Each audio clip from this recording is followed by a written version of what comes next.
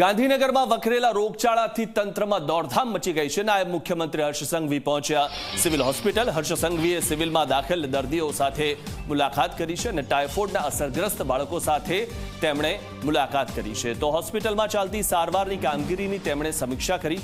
જિલ્લા કલેક્ટર આરોગ્ય અધિકારી સાથે પણ તેમણે મહત્વની બેઠક યોજી હતી। ત્યારે બેઠકમાં કોર્પોરેશનના કમિશનર સહિતના અધિકારી પણ હાજર રહ્યા હતા।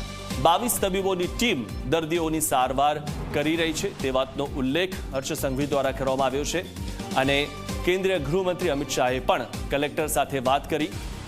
અમિત શાહ ફરી સાંજે ફોન પર સ્થિતિની સમીક્ષા કરશે। હાલ સિવિલમાં ટાઇફોઇડના 104 શંકાસ્પદ દર્દીઓ દાખલ છે તે વાતનું નિવેદન પણ હર્ષ સંઘવી દ્વારા આપવામાં આવ્યું છે। 22 ડોક્ટરોની ટીમ બનાવવામાં આવી છે। ડેપ્યુટી કલેક્ટરને બી અહીંયા જવાબદારીમાં રાખવામાં આવ્યા છે।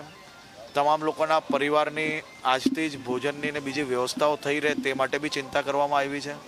આજે વહેલી સવારથી union home minister Shri Amitbhai Shah સાહેબે બી કમસે કમ 3-1 વાર આ આખી ટ્રીટમેન્ટ માટેની એના પરિવારની ચિંતા માટેની અને પરિવારને અહીંયા ટ્રીટમેન્ટ દરમિયાન કોઈ બી પ્રકારની તકલીફ ના પડે તે માટેની વ્યવસ્થાઓ માટે બી એમને રિવ્યૂ લીધેલો હતો અને આજે સાંજે ફરીથી review union home minister Shri બી લેવાના છે।